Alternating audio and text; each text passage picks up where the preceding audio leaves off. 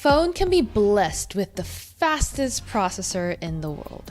But if it's saddled with a slow screen, it'll still feel sluggish, especially compared to a similarly equipped device with faster panels. That is why the iPhone 13 Pro's most important feature is its new ProMotion display. But ProMotion is only on the Pro and Pro Max models this year, making it one of the features that differentiate them from the less premium iPhone 13 and 13 mini.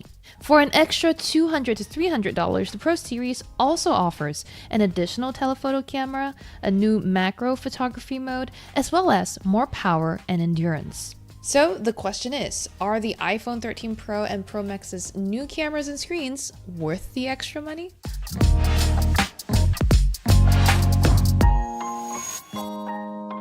Before we get into those features though, there is one thing you should consider: weight. At 204 grams or 7.19 ounces, the 6.1-inch 13 Pro is heavier than the 12 Pro and the iPhone 13. The 13 Pro Max, which has a 6.7-inch screen, outweighs last year's Pro Max, as well as the Galaxy S21 Ultra. I don't mind the regular 13 Pro, but Apple's chonkiest boy was uncomfortable to use in one hand for longer than a few minutes. In addition to being heavier than their predecessors, the iPhone 13 Pro and Pro Max are a teeny tiny bit thicker too. They also have bigger rear camera modules and slightly smaller display notches. Otherwise, Apple hasn't strayed very far from the 12 Pro's design. They all have similar stainless steel bodies with glass coverings and are rated IP68 for water and dust resistance. Even the colors are familiar. The typical trio of graphite, gold, and silver are accompanied by this year's Sierra Blue, which is lighter and paler than last generation's Pacific Blue. I prefer the new shade. It's a little paler and more interesting than last year's nondescript, deeper hue. I realized something when I started testing the iPhone 13 series last week. Basically, everything I do on my phone requires scrolling. Think about it. Browsing social feeds, checking a list of file names, looking for the right component on a spec sheet, checking conversation history, creeping on my Instagram viewers, reading articles, and a whole lot more. This is why Apple's new ProMotion screens on the iPhone 13 Pro and Pro Max are a big deal, and also why it's kind of annoying that it took the company this long to adopt a faster panel. Google was already a little behind when it added 90Hz panels to the Pixel 4 after companies like Samsung and OnePlus had already introduced higher refresh rates, and not just on premium top-tier Android devices either. Apple being late to adopt a feature is nothing new. What is important is that the faster screens on the iPhones makes a world of difference. Like many Android phones, the iPhone 13 Pro and Pro Max will adjust their refresh rates to what you're doing. They can go as low as 10 Hz for when you're looking at a static image, or up to 120 Hz for scrolling and compatible games. Aside from ProMotion, the iPhone 13 Pro's OLED displays are also 25% brighter than their predecessors, which is nice for outdoor reading. I enjoyed watching the visual perfection that is Doja Cat's Kiss Me More music video on the iPhone 13 Pro's True Tone display. The rosy, cotton candy hues looked vibrant, while the singer's individual lashes were clear. The stereo speakers also did a respectable job of delivering crisp audio with adequate bass. Other things like voices and instrumental background music and videos and games all came through clearly as well. Apple says that the iPhone 13 Pro's rear cameras got the biggest upgrade ever, attributing it to next-level hardware that captures so much more detail. The triple 12-megapixel setup includes a primary sensor with a large f1.5 aperture, a 77mm telephoto lens, and an ultra-wide option with a 120-degree field of view. There's also a new macro photography feature thanks to the updated ultra-wide lens, as well as software like photographic styles and cinematic mode. Those two are also offered on the iPhone 13 and 13 mini, and you can check my review of those phones for the details. In short though, I like that photographic styles lets you easily customize and set a sort of default for the contrast levels and color temperature of your images. Meanwhile, though cinematic mode is good at identifying faces and people in a scene and then blurring out everything surrounding a subject, it struggles when I try to change the focal point. The system is also a little wonky at outlining individuals, and stray body parts like thumbs, ears, and noses can get eaten up in the artificial blur. I found that adjusting the intensity via the f-stop setting helped to minimize this, but then that lessened the DSLR-like quality of the video. One feature the pros have over the regular 13s is macro photography. With this generation, you can get as close as 2 centimeters away from your subject and still capture it in focus. Apple doesn't offer a way for you to manually enable a macro mode. The system will automatically switch to the close-up camera when you get all up in something's face. The iPhone 13 Pro was generally accurate at knowing when I was trying to get a tight shot, but it kept changing back and forth between macro and regular views. Sometimes it would continually focus and refocus on the flowers behind the buds I was trying to shoot.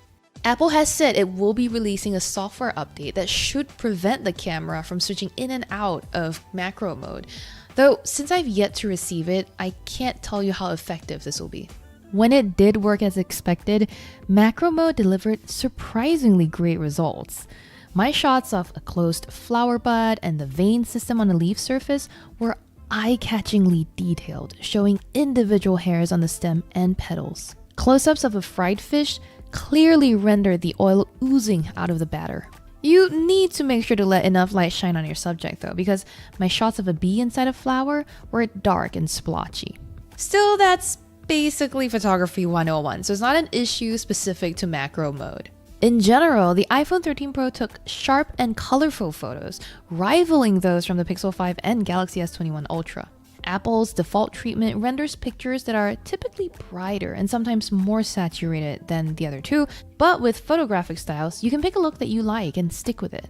I am also not a fan of the iPhone's aggressive HDR effects compared to the Pixel's more neutral landscapes. But frankly, we're at a point where Apple, Google, and Samsung are generally on par. The iPhone 13 Pro's upgraded sensors also really improved low-light performance. I took photos of the moon peeking through some clouds in the middle of Manhattan skyscrapers with the S21 Ultra, Pixel 5, and iPhone 13 Pro. And they were all impressively clean and sharp. Google still does retain an advantage with night sight though. It just produces photos that are significantly cleaner, brighter, and more detailed. As for the 13 Pro's front camera, it's pretty much the same as the iPhone 13's, and that's not a bad thing. You'll still get cinematic mode and photographic styles via the 12 megapixel true depth sensor. And those selfies were a little soft in low light, they were tack sharp otherwise. The iPhone 13 series runs iOS 15 out of the box, and I was already able to test most of its new features when I covered the beta. Focus modes, for example, lets you set custom home pages and notification profiles based on your location or time of day. It's one of my favorite new features on any smartphone platform in recent years because it allows people without a separate work device to switch off from work whenever they want. Since most of iOS 15's new features are coming to older iPhones though, they're unlikely to sway your decision on whether to upgrade. I'm especially looking forward to testing out SharePlay when that rolls out in a later release, and it'll let me watch shows with or stream my phone screen to my friends over FaceTime.